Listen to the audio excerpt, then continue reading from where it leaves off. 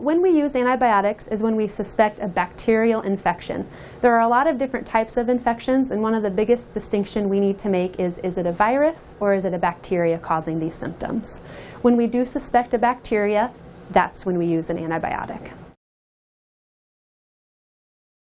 Like with all medications, there are benefits and then there are risks and side effects. So with antibiotics, some risks would be side effects that include diarrhea or loosening of the bowels, also some stomach upset, some nausea. Some people can get rashes or headaches. And then another important infection that can happen from antibiotic use is a stomach infection that's called Clostridium Difficile or C. diff. This is a very serious bowel infection that can be caused by antibiotics.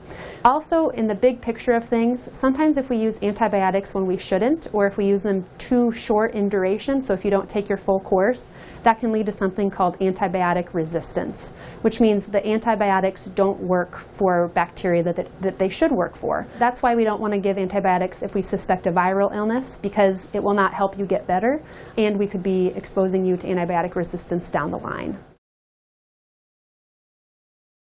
The first question is, do I need an antibiotic? That's one of the biggest things that we need to determine in clinic. Do we think this is viral or do we think this is bacterial?